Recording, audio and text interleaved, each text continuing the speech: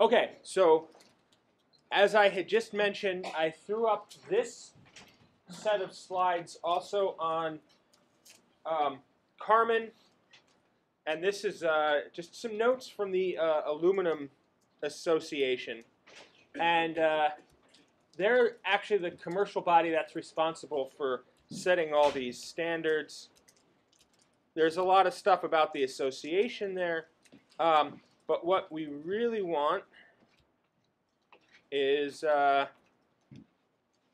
so as of 2012, they had 531 distinct commercial aluminum alloys that they sold.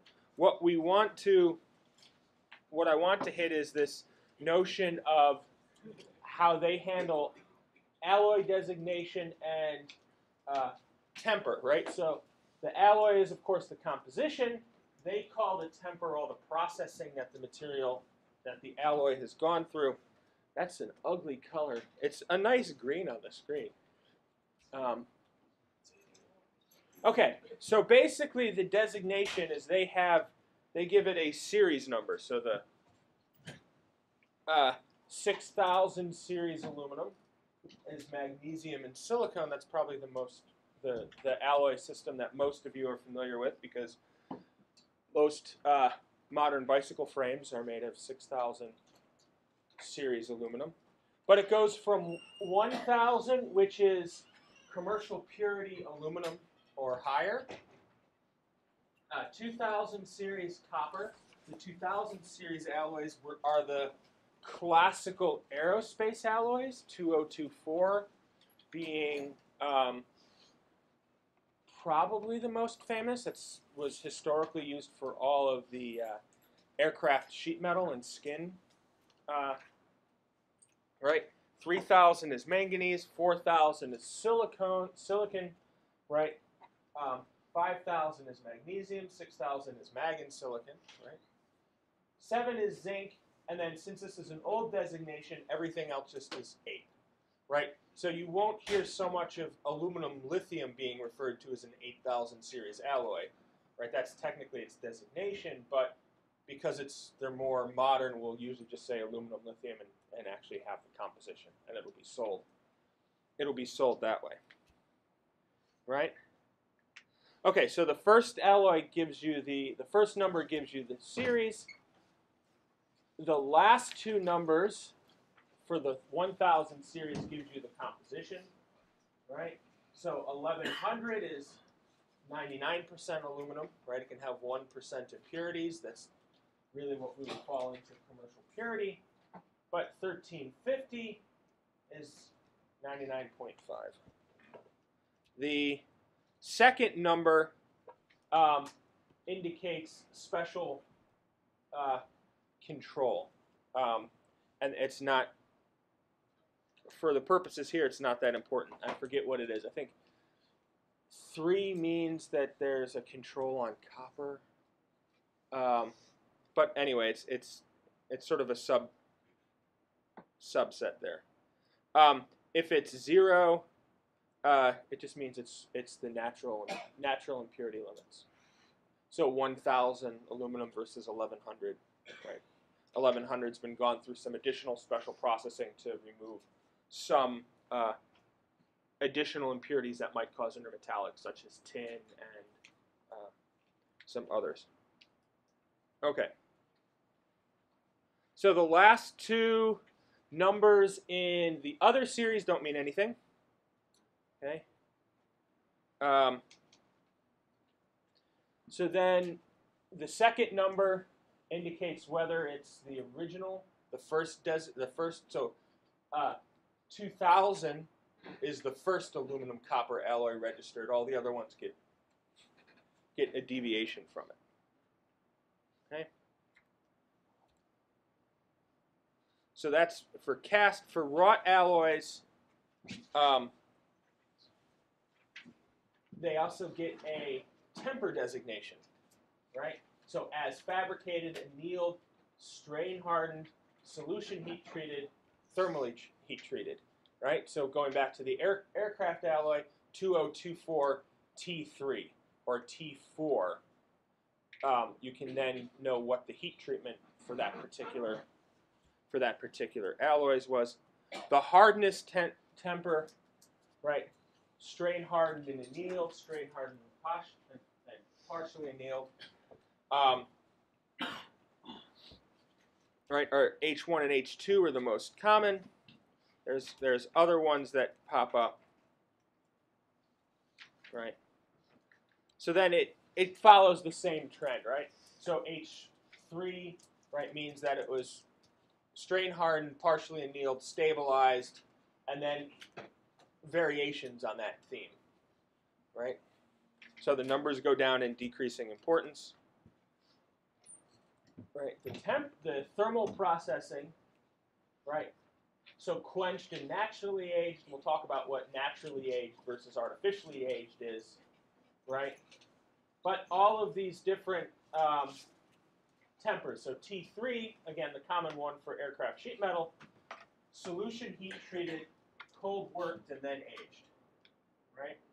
When you get rivets of this, they're called icebox rivets. Because they have to be kept at refrigerated temperatures so that they don't age out. So they're right. And so this is basically just the whole class of different tempers that you have to. That really this is sort of a commercial designation, right? So if as you're working you see alloy followed by some numbers, you know what it means, you've got a reference for it. I don't expect you to memorize all these, right? So don't think you're going to get a quiz on these designations. I just think it's important enough that you see it at least one time and have a reference for it. Okay, so part one of aluminum alloys, the set of age hardening alloys. Right, these are precipitation hardened alloys, precipitation strengthened alloys, and we call them age hardening alloys because there's a series of precipitation reactions, phase transformations that has to happen to get your alloy to the condition that you want to use it. Right, so there's a lot of thermodynamics of phase transformations that we're going to talk about today and Friday. Aluminum mag is highlighted in yellow here because most of the time we don't use it in its precipitation strengthened state. They have these nice spherical precipitates that form rather coarsely, and so you're better off keeping them in the supersaturated solid solution state, and so most of the time we use them in that condition rather than in the precipitation state. So that's yellow just to highlight that aluminum mag is a little different there, and it's not like the rest of the alloys on the list. Okay, so why do we use aluminum, right? Well, we got a lot of it. It is the most abundant element in the Earth's crust. Most importantly, low density, right? It's 2.7 density of 2.7 grams per centimeter cubed versus almost 8 for iron, right? It's also FCC at all temperatures. It doesn't go through any phase transformations. The aluminum itself, right? The alloys can.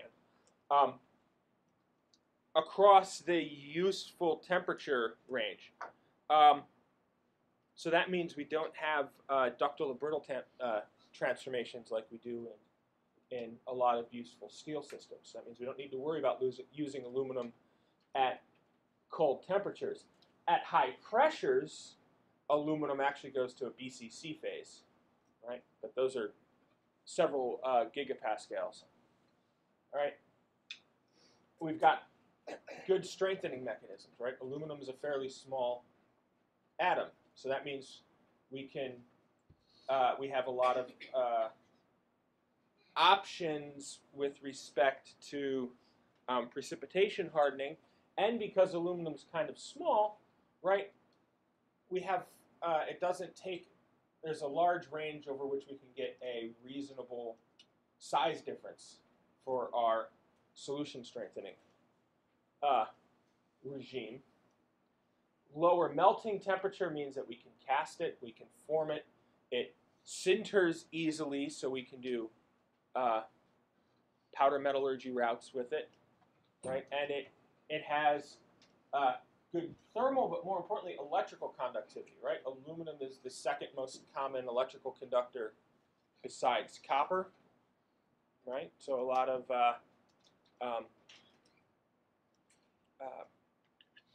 high tension transformation lines are actually aluminum because of the low density and the good conductivity.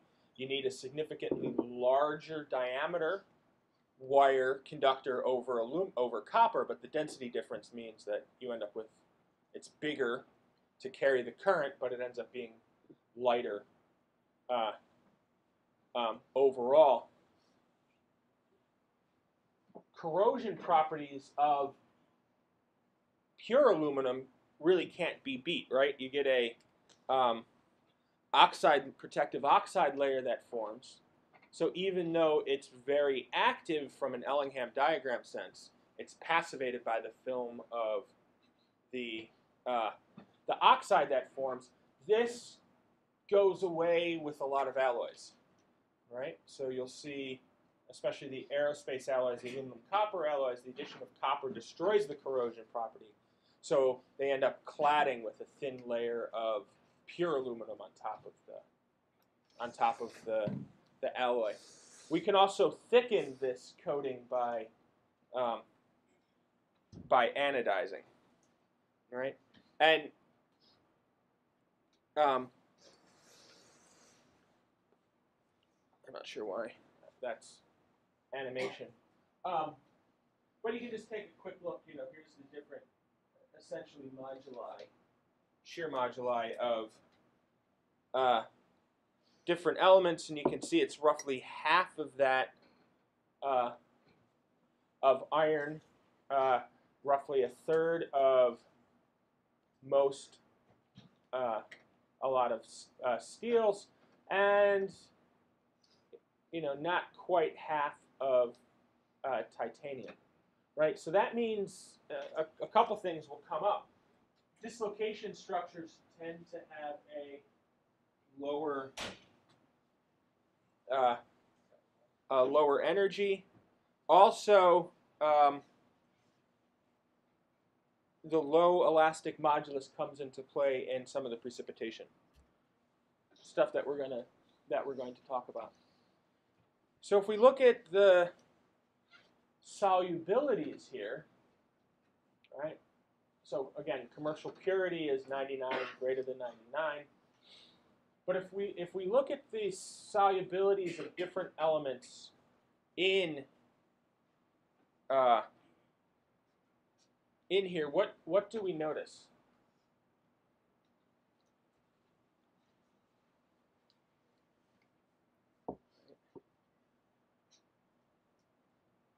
There's not an appreciable level of solubility for a lot of elements, right? So what does that mean? Well, so first off, it means that our choices for alloying are limited, right? We don't have a lot of elements that we can use to make alloys of aluminum. That's why we basically had 8 classes up on that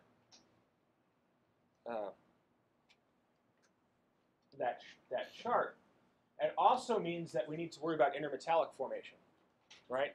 So these low solubilities mean that we're going to have phase separation, potentially intermetallic formation, which is going to potentially degrade our properties. It also means that we can do a lot with precipitation hardening, right? So if you take a look at, this is the aluminum copper phase diagram, right?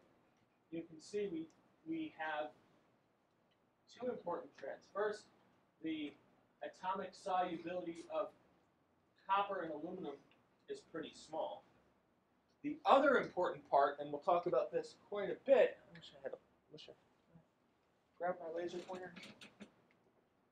No. Okay. The other important thing to consider is the curvature here of the solvus.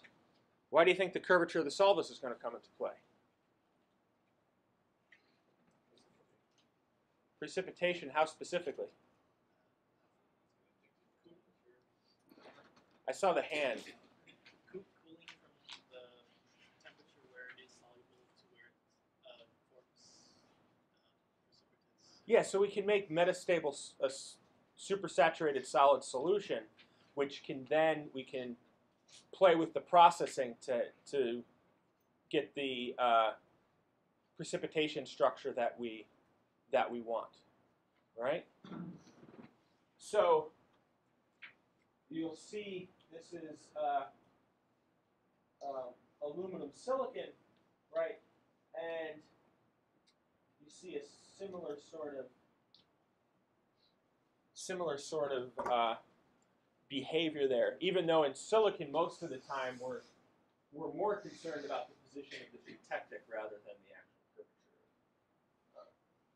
curvature. So those are two key aspects. So we have most of the time we have a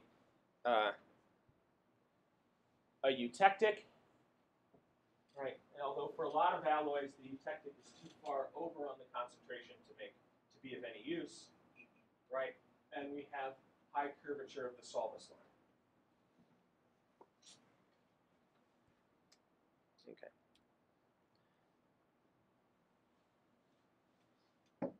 So I mentioned that will lead to second phase formation. This is our peak aged, so this is our ideal strength of an aluminum copper, and so this is 250 nanometers here, this scale bar. So you can see what we have is a very fine dispersion, a uniform, nearly uniform fine dispersion of strengthening precipitates, right? And that's what gives us our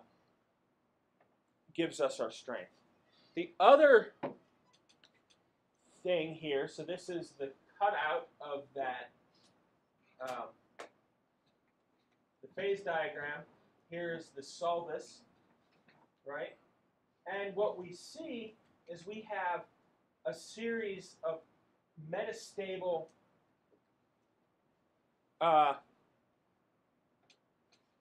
transformations that occur depending on the temperature. And this is going to be important because this gives us a pathway to get these types of structures, right? And so we don't need to heat back up here where we have appreciable diffusion, right? We can age in this regime here, right? Form these GP zones, which we'll talk about a lot in detail, right? Which gives us a easier pathway than trying to nucleate the thermodynamically stable phase all in one go, right? This is where our thermodynamic discussion is going to pop in today. Okay. So let's think about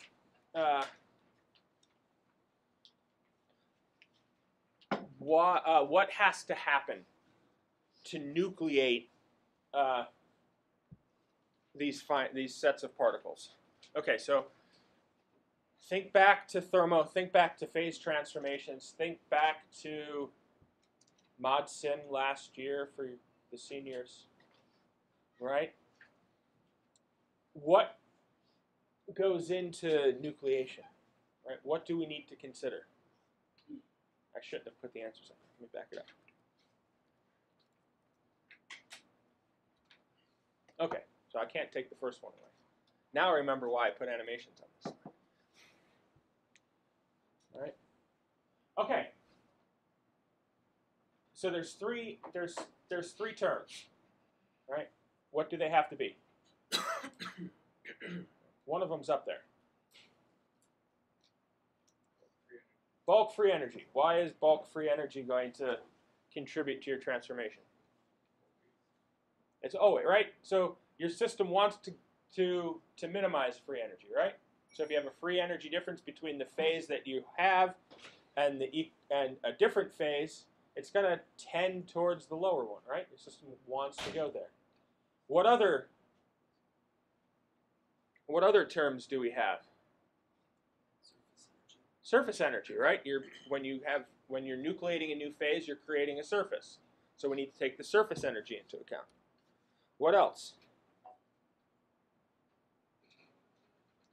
This is the slightly more subtle one.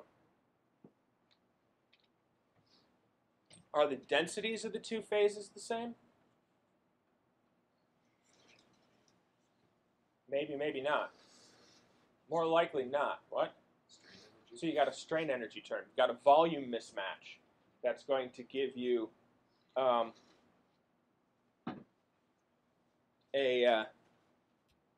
misfit strain, right?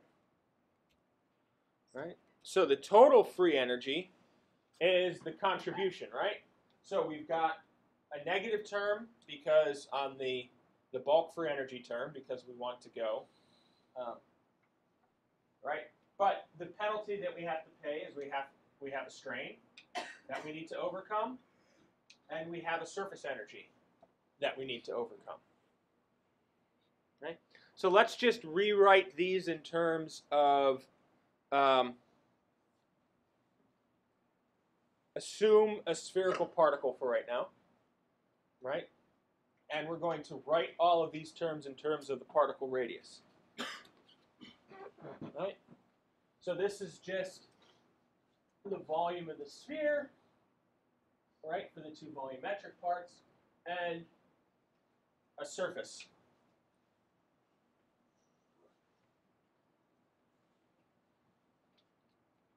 Okay. So we just plot these out.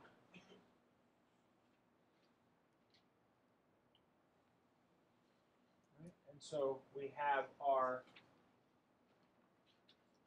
volume terms, we have our surface term, and when we add everything together, we get a change in free energy as a function of radius that looks like this. Right? So what's this little height here?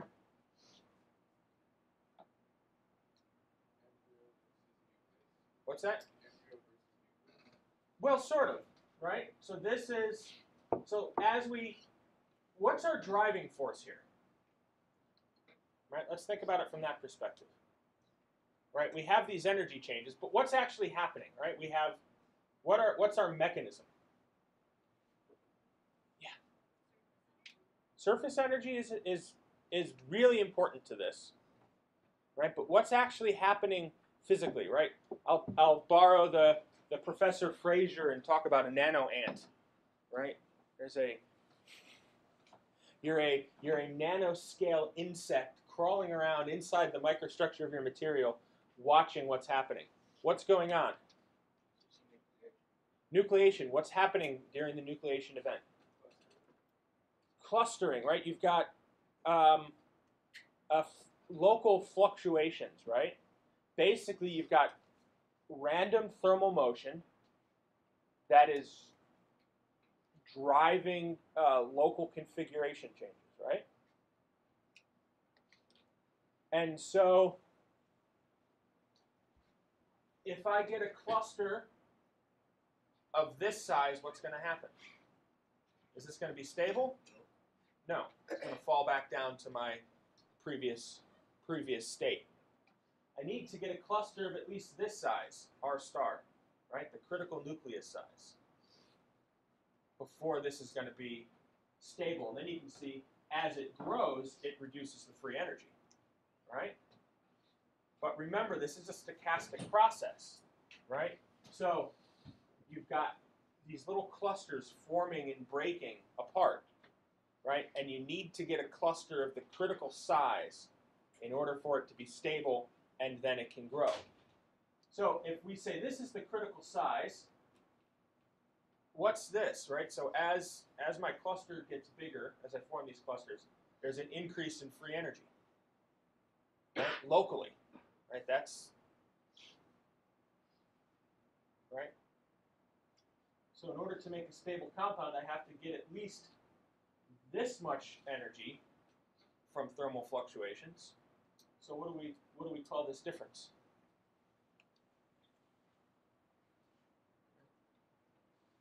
It's our activation energy for our process. Right. So there's our activation energy. I had mentioned before, this is our critical nucleus size. All right. So we can write out the activation energy and the critical nucleus size explicitly. Okay. So what conditions are going to make this process easier?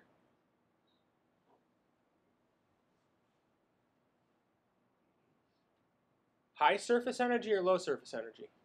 What makes nucleation easier? Low surface energy, right? Right. What about misfit strain? Higher misfit strain? Lower, right? Because misfit strain has a negative sign down here, right? So in an ideal case, we want a big change in bulk free energy. We want a low misfit strain, and we want a low surface energy. How do we, right? The surface energy and the misfit strain are controlled by the crystallography, right? We have no control over that. How can we, with our processing, adjust the change in bulk free energy?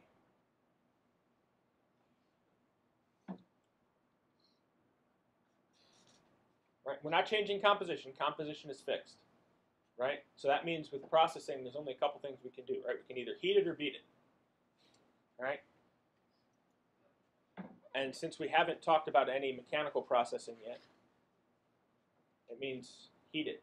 Or, in this case, the opposite of heat would be cool, right? The degree of undercooling, right, is going to allow us to mess around with this term, right?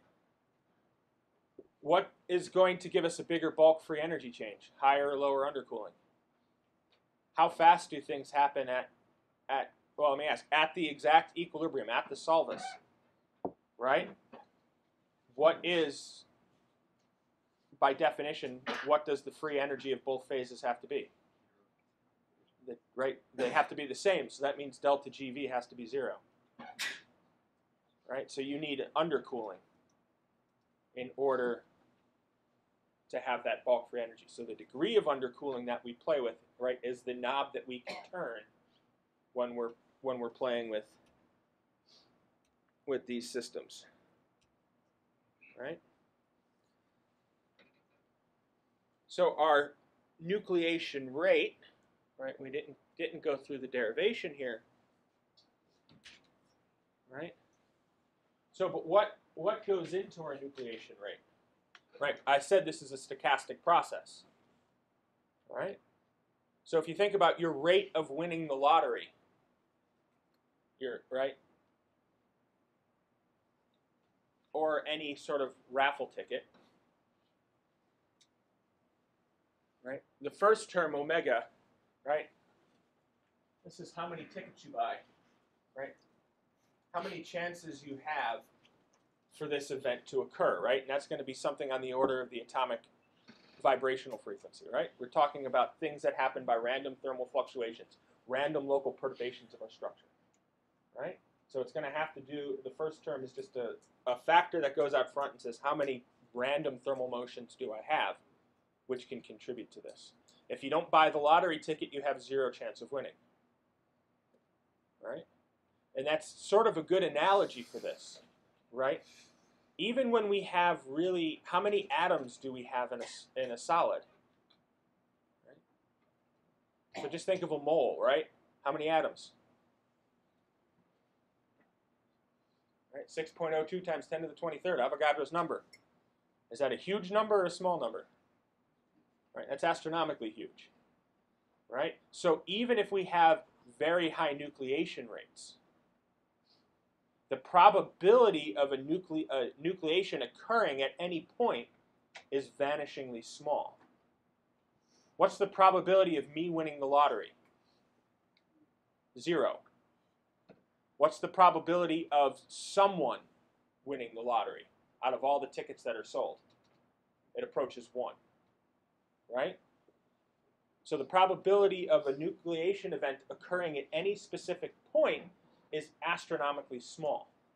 But the probability of nucleation occurring in your material, if you have appropriate driving force, is high. Right? Think about it again. The lottery is the good analogy. Right? Of course, you have some people who buy a ticket every week. Right? But most people tend to buy when what happens? The prize is large. Right? And so the probability, right? The number of winning, the chance of winning, any ticket winning doesn't increase. But if you have 100 times the tickets that are sold, right, you have 100 times more chance of the nucleation event occurring somewhere, or someone winning the lottery somewhere, right? It doesn't drastically affect my chances of winning, right? But in the system of a whole, it does, right? Large numbers, from a statistical point of view, are a little hard to get your head around, right? It's the same thing. The chance of being struck by lightning is small, but if you calculate the chance of someone being struck by lightning 4 times, it actually approaches 1, right? And I think the most times someone's ever been struck was like 7 or 8 times. It was a park ranger somewhere out west, so he was just always happened to be in the worst possible conditions. Okay, so what other 2 terms do we have here? All right. This equation here. So what does this form look like?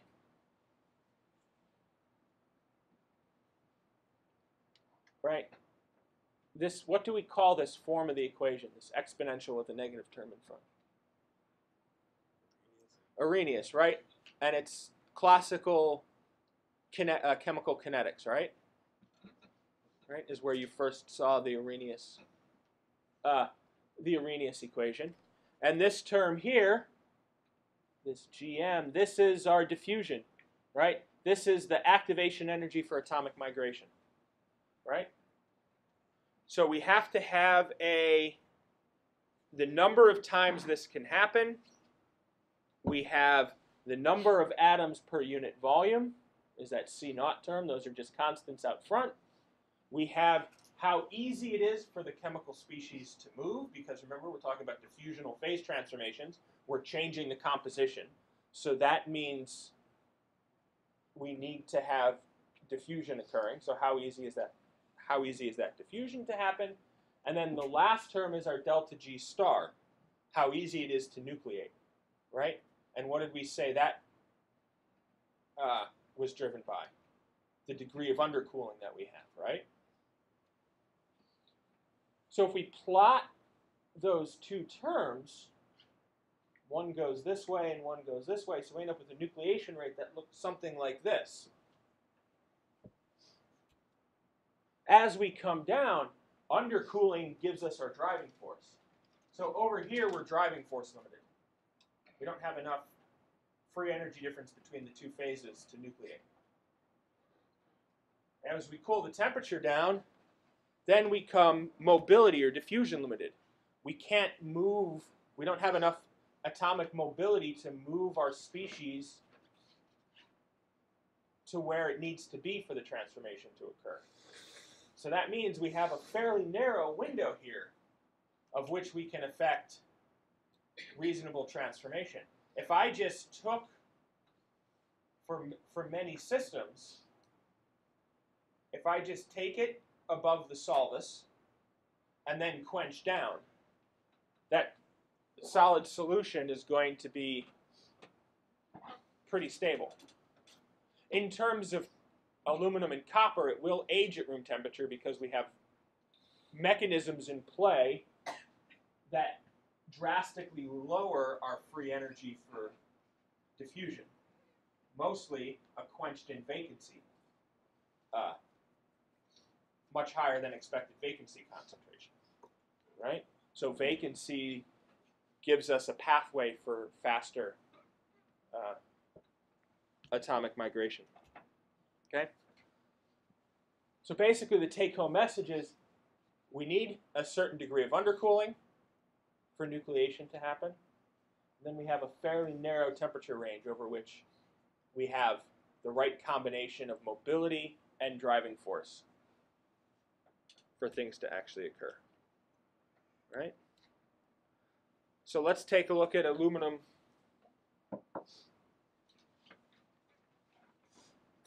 copper, right? So if we're up here in our single phase region and we quench down and we're now at some temperature in this regime. Oh shoot, my alphas got replaced by A's. So this should be an alpha and this should be an alpha. Stupid autocorrect.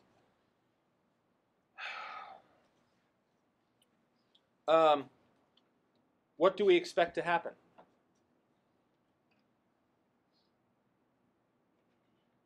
So say we hold this at 200 C. If we hold this alloy for an infinite amount of time, what's going to happen? Well, it won't go completely to theta, right? Or say we're at 200, right? So we're in a two-phase regime, right?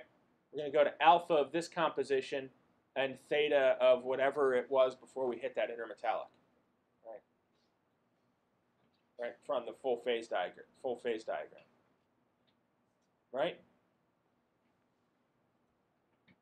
Okay, but what if I said theta is difficult to nucleate? Right, we've got a complex, non-coherent interface. Right, it turns out it's actually an ordered compound. Right, so you need a lot of rearranging. Right? So the end up resulting equilibrium distribution structure is large particles that are fairly well separated. Right? Not easy to do. Right?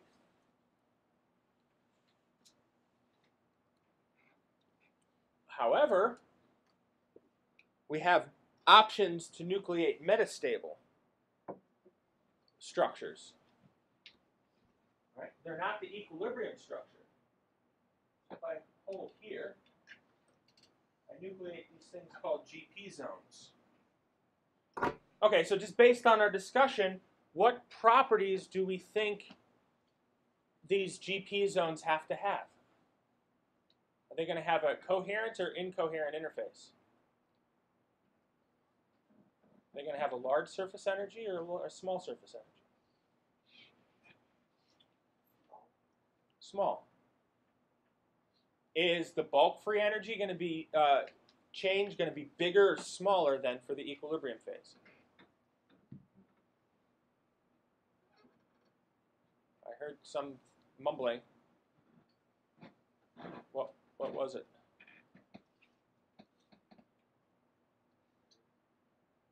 I heard a bigger. Who thinks bigger? Who thinks smaller?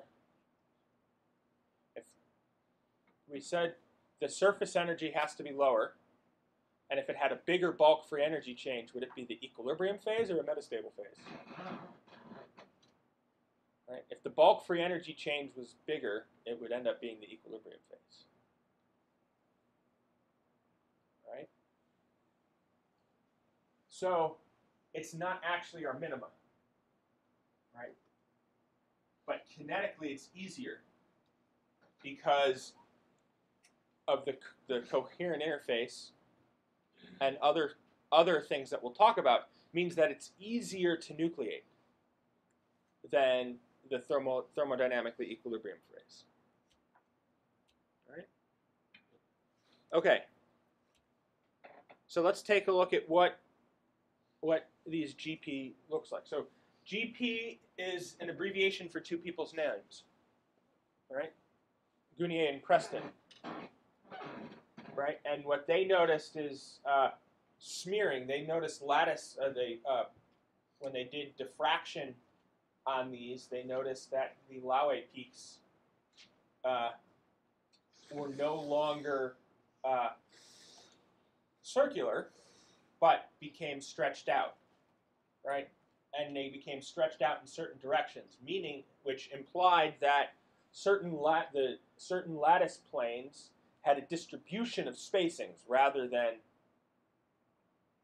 the expected interplanar spacing, right? So that could be caused by strain, right? It could be caused by other particles. It turns out it's a combination of both, right?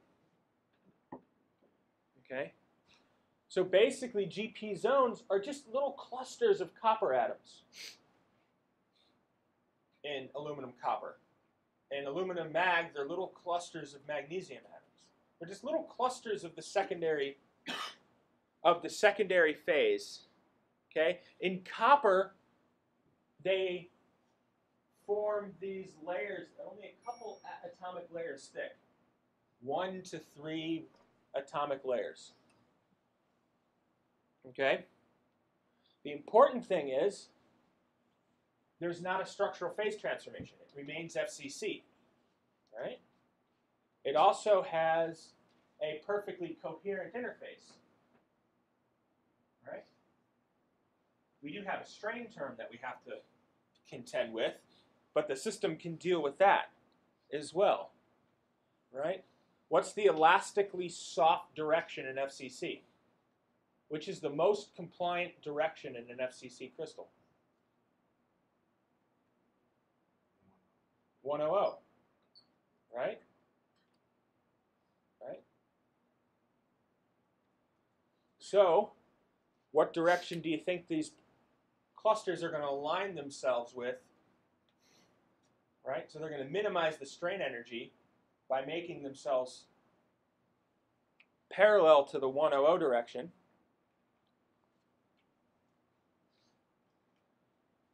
Right? And so we end up with particles that have no strain in this direction, but a fairly large strain here, right?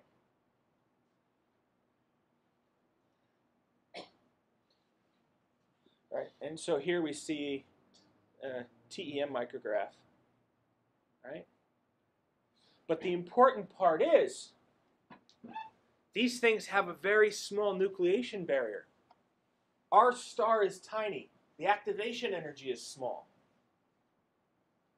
Right? Which means that we can disperse these uniformly in the structure, nearly homogeneous. It's not actually homogeneous nucleation because they do tend to nucleate at defects, right? But we have nearly uniformly dispersed, and they exist on a very fine scale, right? So we reduce this activation energy down, right? Because of our surface energy term is small, right? So even though this doesn't drop off as precipitously, we're not subtracting a super huge strain term, and we don't have this large surface energy term, right? This goes out more like this, right?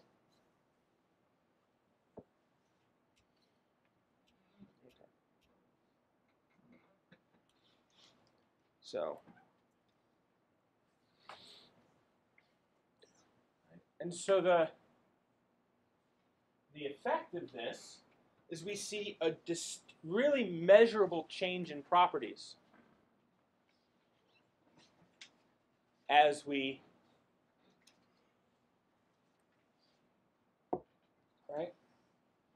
age.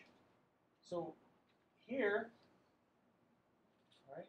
So this is 4.5% copper. So this is almost here at the solubility limit. Right? So we see this steady increase, then a saturation, then another increase. So what the heck is going on here? We're aging this at 130. So let's go back to that phase diagram. At 130, at 4.5% copper, we're like here. Right? So we're still below the GP zone solvus. We're below this solvus. We're significantly below the theta prime solvus, and we're really low under the equilibrium phase theta solvus. Oops.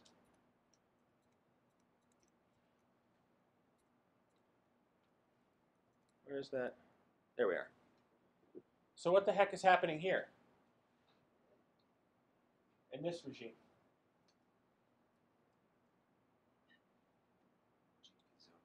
GP zone formation, right? What's happening in this flat region? We're sort of we're our GP zones are sort of saturated, right? Right? But we haven't yet been able to nucleate, right, theta prime, theta double prime, I mean, right? Theta double prime tends to nucleate heterogeneously, right? And GP zones happen to be preferred nucleation sites, right? Yeah. Is it that when you're making your GP zones, you're pulling solute out of solution and like move your concentration over and out of the stability region? Well, so remember that we'll talk about that. We'll do our potentials and take a look at what happens specifically with the concentrations. But remember, this is a bulk. The phase diagram's a bulk picture, right? It doesn't take into account the local fluctuations, right? It'll tell you if I form GP zones, right? So, right, my GP zones themselves. Remember, those are little clusters of copper, right? So it's going to, if I have 4 here, I'm at 130. My solvus is here. I'm going to have reduced the weight, the percent of copper in my aluminum-rich matrix by this amount, right? And have GP zones of this amount, right? So,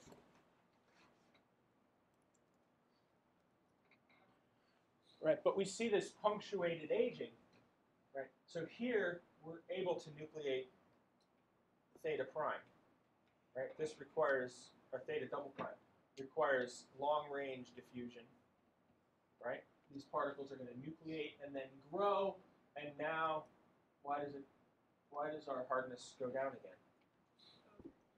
Overaging. We've grown our particles too big that the separation between them has gotten large enough that now we can easily bow around them, right?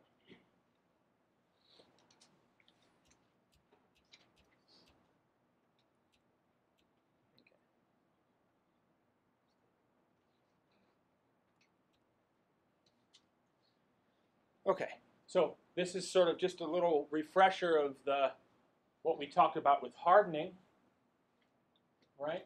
So we have either cutting or bowing, right? Is our two ways of avoiding these. right? Just to review, line tension of a dislocation, right? One point that we have to remember is tau naught, right? This is the stress field around the dislocate. This is the the line tension, right? Or the stress needed to bend a dislocation through a radius of curvature. This can't be higher than the yield stress, right? So that means we can't make an infinitely tight radius because then we'll have slip occurring, right? So we're sort of limited to curvatures that have about 100 lattice spacings, okay? So let's, instead of thinking about GP zones as a actual particle, let's think about them in terms of their strain field, right? So we have very fine dispersion of particles. These are strain contours, right? So regions of high coherency strain, and as we go out to low coherency strain. Outside of this, we'll say we're at approximately zero effect of the strain field around the particle. Okay? This is too tortuous of a path to bend around all these strain contours, right? So what we have is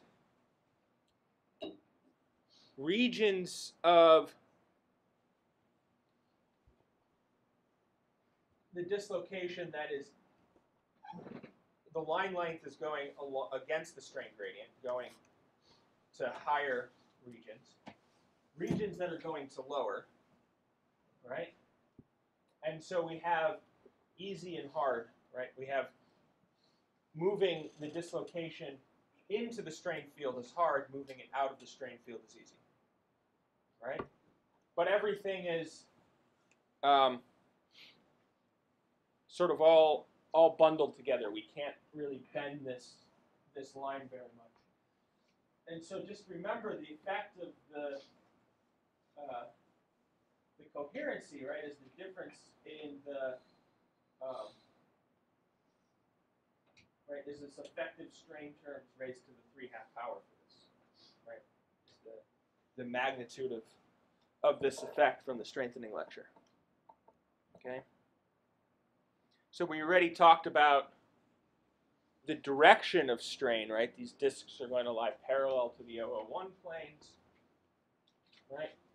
So in copper, there is a fairly large mismatch, 10.5%,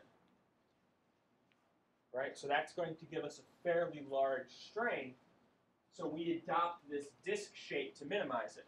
What about magnesium, right?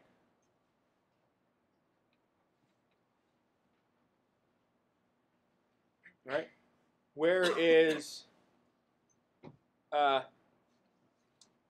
magnesium on the periodic table relative to aluminum? Right. Pretty close. They've got a very similar size. Aluminum silver actually has a very similar size, right? So we have a smaller misfit strain. In those systems, GP zones are spherical rather than disk because we have the strain energy is that much smaller. Okay. Okay. So when the particles are small, the dislocation line is running through these strain contours because it can't physically bend out of the way, right? But as we coarsen, the particles get larger.